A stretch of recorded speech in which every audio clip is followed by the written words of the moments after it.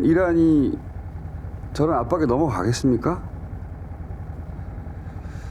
자, 이게 도대체 어떻게 될지는 잠시 후 전문가들과 얘기 나누기로 하고요. 좀 더 자세한 사항은 저 지방선거 소식으로 간단하게 정리해서 마무리합시다. 오늘은.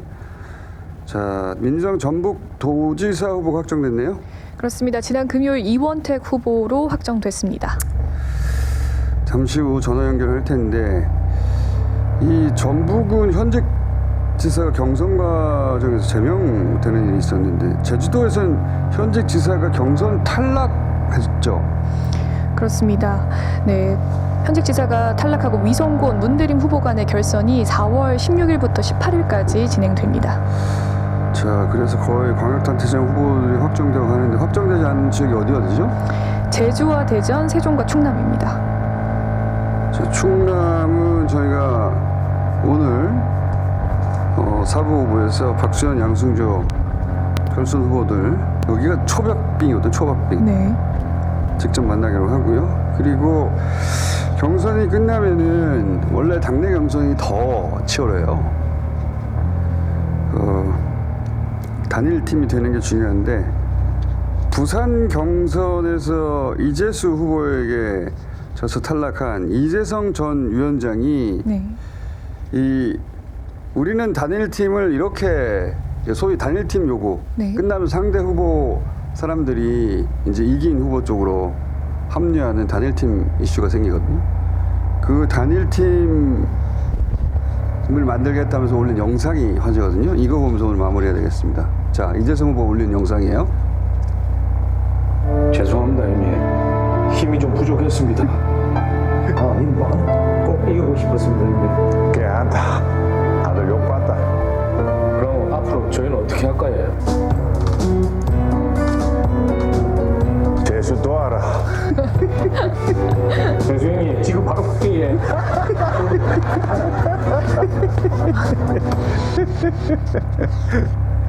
유쾌하네요. 자, 오늘 여기까지 하겠습니다. 겸손은 힘들다 권민정이었습니다.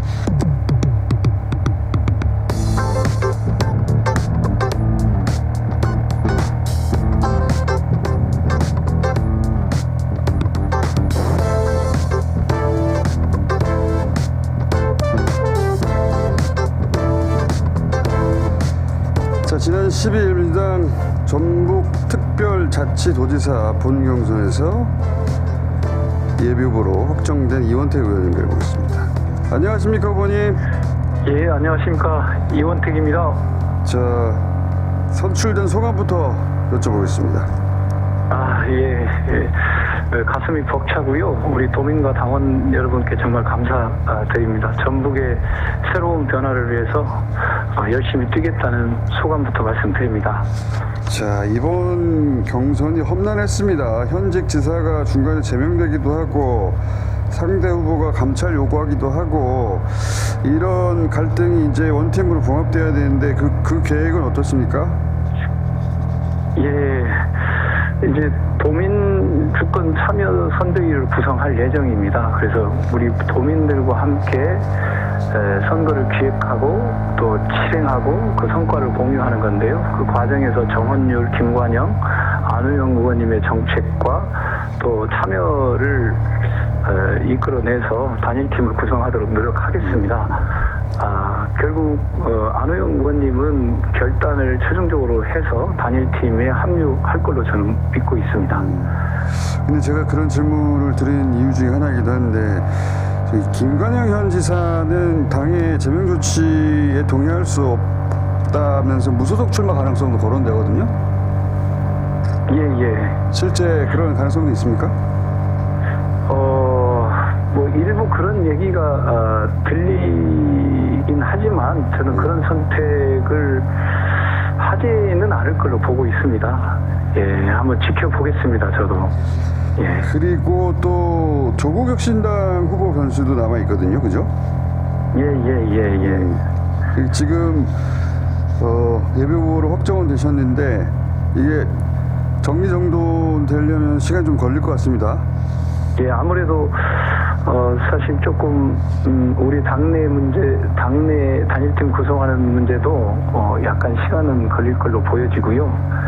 그리고 이제 타당의 후보들도 준비되는 과정이 아직 다 정리가 안 됐기 때문에 정확한 구도는 이제 후보 등록 직전에 가야 나올 것 같습니다. 그 사이에 저는 이제 우리 당의 어떤 갈등을 끝내고 통합과 포용의 어떤 선대위를 구성해서 도민들과 함께 선거를 치를 수 있도록 하겠습니다. 알겠습니다. 선대위 잘 구성되면 저희가 스튜디오 직접 한번 모시겠습니다. 오늘 말씀 여기까지 듣겠습니다. 감사합니다. 예, 감사합니다. 네, 이원택 전북도지사 예비후보였습니다.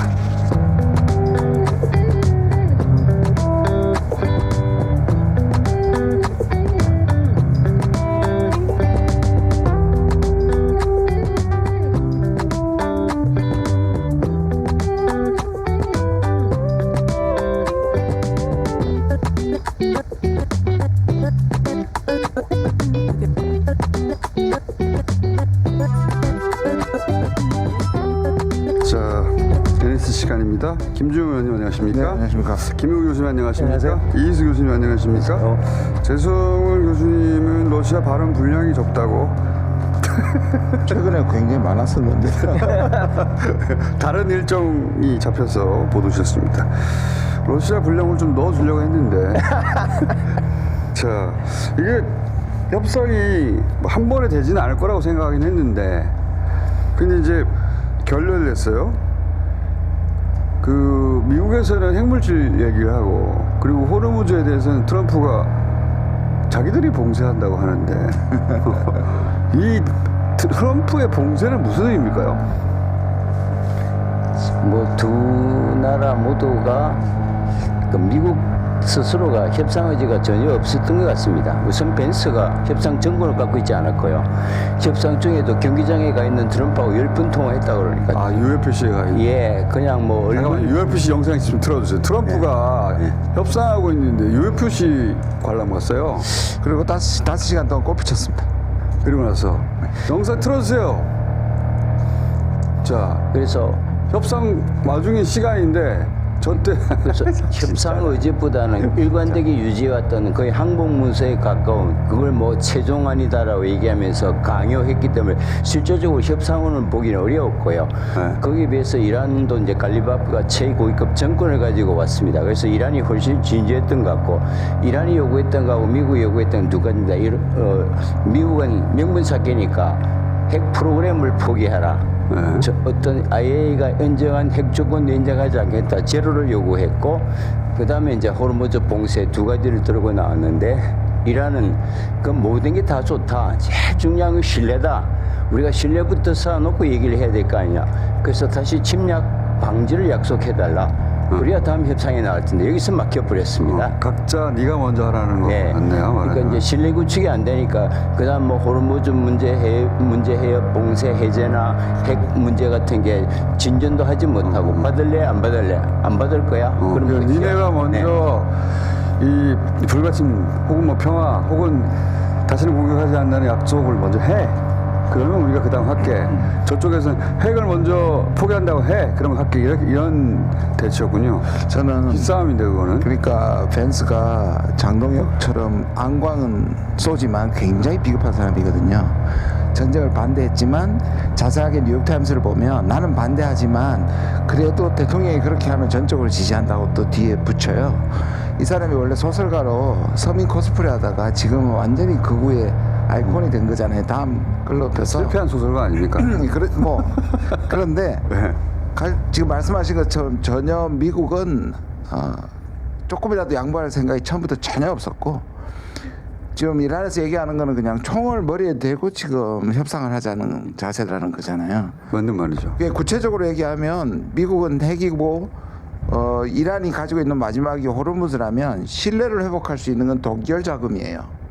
그걸 풀어줘야 미국이 한 발짝 자기들이 타협할 의지가 있는 걸 확인하는데 그게 어느 정도까지 갔던 것 같아요. 그래서 보도는 나왔는데. 예, 보도는 나왔는데 근데 그것도 차버린 겁니다, 미국. 그 핵물질을 어떻게 하라는 거예요? 그러니까 지금 이미 그 앞에 두 번째 올해 있었던 협상, 그러니까 지금 이 협상 말고 전쟁 전에 있었던 핵 협상, 올해 있었던 두 번째 협상에서 미국이 원하는 것보다 더 높은 수준으로 이란이 제시했다. 그래서 그 중재하던 오만에서 이걸 왜 안 받고 전쟁을 일으켰냐 이렇게 얘기했단 말이죠. 그러니까 이란은 핵무기 개발 안 하겠다.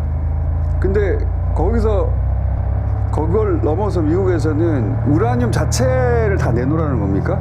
원자력 발전도 하지 말라는 거예요? 표현이 굉장히 묘합니다.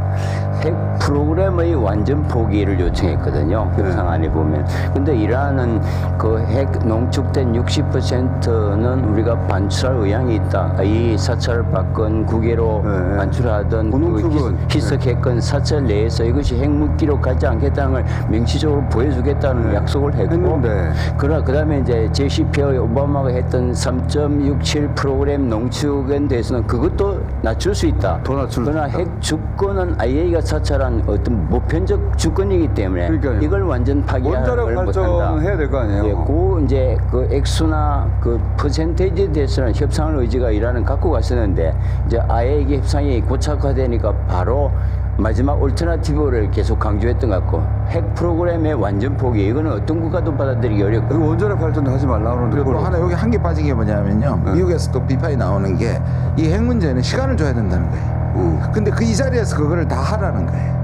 그러니까 저기서. 일단 깨려고 했던 것 그렇습니다. 같아요. 예, 트럼프의 원래 협상 전술이라는 게 첫판을 항상 깨버리잖아요. 그런 다음에 몸을 달게 해서 어떻게 하려고 그러는 것 같은데 이란은 그거 안 통할 것 같은데. 그렇죠. 이번에는 뭐 해놓고 얻어냈는데 이번에 얻을 것도 없이 하니까 완전히 이제 무모한 협상가라는 게 확인. 이란은 이미 전쟁 나가지고 공격받고 시설 파괴되고 이미 그렇게 된 상황인데 무슨 또 다른 협박에 먹힙니까 여기서? 그 이란이 성기를 잡고 있다는 사실 자체를 미국이 인정해야만 타협이 될 텐데요. 이란이 성기는 잡고 있는데 미국이 양보를 할 생각이 전혀 없이 이 협상장에 임하면 협상이 될 리가 없죠. 원래 들어가기 전에는 뭐 호르무즈 해협을 포함해서 몇 가지 양보를 하려고 했던 것 같은데 지금 협상 과정에서는 그것조차도 양보할 생각이 없었다라고 이야기되고 있거든요. 그러면 협상은 당연히 결렬될 수밖에 첫 번째로 결렬시키려고 했던 것 같아요 저는. 그리고 보면 쿠슈니어가 간 것도 그렇고. 이전까지 지상군 투입이나 적어도 하르그스하고 이렇게 상륙해가지고 하는 거였잖아요. 네. 근데 지금 한 발 물러서서 바깥에서 막겠다는 거잖아요. 그렇게 지상전은 안 지상전 안 하고 하는 거. 위험하니까 밖에서 막으면 이제 다 막 그냥 전체가 세계 전체가 막히는 거거든요. 그게 어떻게 해법이 되지?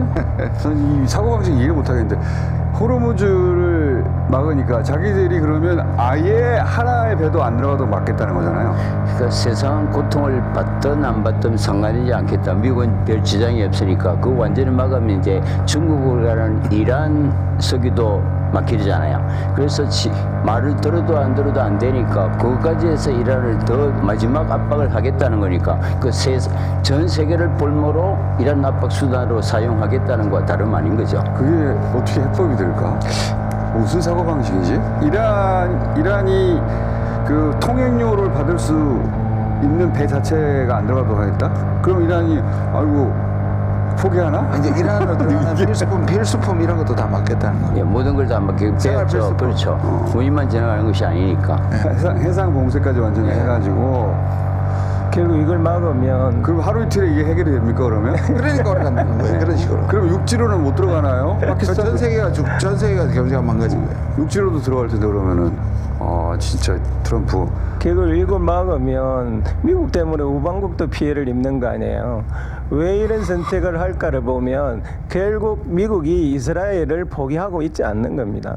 지금 이 전쟁을 이란과 협상하려면 가장 첫 번째 해야 될 것은 이스라엘한테 발엔 치지 못하게 해야 되고요. 레바논. 그래, 예, 레바논 조선했으니까 레바논을 치지 못하게 해야 되고 또 하나는 핵 문제에 있어서도 이란과 이스라엘이 모두 만족할 수 있는 뭔가 해결책을 내야 되는 거거든요. 미국은 그걸 전혀 할 생각 없이 이제 이 협상을 진행시키기 위해서는 우방국까지도 희생하는 방법을 동원하고 있다라고 보여집니다. 이스라엘 신났겠네. 이스라엘은 다시 전쟁하고 싶어서 지금 안달이잖아요. 그래서 좀 네타냐후 재판도 재개됐던데. 그렇습니다. 그럼 뭐 전쟁 끝나면 바로 이제 기소가 원래 월요일 날 이제 그 진행 중에 했는데 그거 못한다고 레바논 공격했고 요 관건이 아마 이스라엘이 이란에 대한 공격을 시작하는가를 우리가 예의주시해야 될 것 같고요. 만약에 휴전이 결렬을 핑계로 그 이란에 대한 공격을 제시하면은 이거는 뭐 정말 이제 수습이 없이 장기전으로 갈 수밖에 없는 그런 상황인 거죠. 이스라엘 얘기 나와서 대통령이 주말에 우리나라 대통령은 처음으로 이 유대인에 대해 직접 비판, 그러니까 이스라엘 정책에 대해 직접 비판을 하는 SNS를 했거든요. 그랬더니 이스라엘에서 반응이 홀로코스트를 경시하냐? 홀로코스트를 사소한 거로 여기냐? 이 대통령이 했던 것은 그 국가범죄, 반인륜적인 국가범죄는 다 다를 바 없다. 이렇게 얘기를 했는데 위안부나 전시살해나 유태인 학살이나 본질적으로 다를 바 없다. 그 얘기를 했더니 유태인 학살을 경시했다잖아요. 사소한 것으로. 그러니까 유태인 학살은 다른 국가폭력하고 다르다는 거 아닙니까? 자기들은 다르다는 거예요. 그런 거 아닙니까? 사고방식이? 뭐 홀로코스트는 그러니까 이제 신성 불가침 연계인 게 절대로 건드리지 말고 요거는 예외를 하고 나머지 그러니까요. 거는 뭐 이스라엘의 예외 법칙을 인정해 달라는 건데 그거는 이스라엘이나 미국 일부 마가 진영에서만 통용되는 것이지 글로벌 보천 법행까지 위배되는 아니 거다. 사람 목숨이라는 게 다 똑같은 거지. 자기들 죽은 것만 절대 신성시하고 그래서 뭐라고 막 하면 홀로코스트를 내놔요. 그래서 뭐 저는 뭐 홀로코스트 공부하고 우리 인류가 정말 홀로코스트를 망각해서는 안 되는 거는 그거는 뭐 의심의 여지가 없지만 홀로코스트의 피해자로서 전 세계의 동정과 존경을 받아왔던 그 이스라엘이 그 똑같은 방식으로 이제 가자나 이제 헤즈볼라에 대한 또 다른 반인권적 행위를 하는 거는 누군가가 몫을 내야 되는데 사실 뭐 대한민국 대통령으로서 그 말씀을 하셨다는 거는 우리의 외교사의 뭐 하나의 드라마틱한 변곡점이고요. 세계적으로도 우리가 진정한 선도 국가로 가는 하나의 어떤 그 상징도 될 수 있을 것 같습니다. 저도 같은 생각이에요. 이거는 제가 그래 저도 이걸 논평을 바로 냈는데요. 그리고 제가 작년 10월에 이미 가자 그 학살에 대한 우리 조국 혁신도 12명 다 했고요. 여러 분들하고 같이 그 학살 반대 결의안을 냈는데 지금 계류 중이에요, 사실은. 민주당 의원님들이 오히려 이걸 더 빨리 내야 되고 대통령이 오히려 한 발 더 나갔고 우리 외교부의 뒤에 얘기한 것도 대통령의 수준에 저는 못 미친다고 생각해요. 못 미쳐요. 그리고 말씀하신 것처럼 이거는 얘기해야 되는 거고 지금 각국이나 모든 국가들이 거의 얘기하고 있는 거란 말이에요. 근데 그거를 역사적 평가를 해야 되는데 이건 확실히 그런데 이스라엘은 긁히긴 긁힌 것 같아요. 지금 거의 소외되고 있어서 그러니까 뭐 자기 피해자라는 정체성을 자기가 가해자가 돼도 되는 명분으로 삼는 거 아닙니까? 근데 그렇잖아요. 피해 이거 피해자 정치라고 아니 정체성 정치라고 하는데 이 피해자 의식이 이스라엘의 예외주의 사고, 자기네들은 신의 자식이기 때문에 예외적이라고 생각하는 거예요.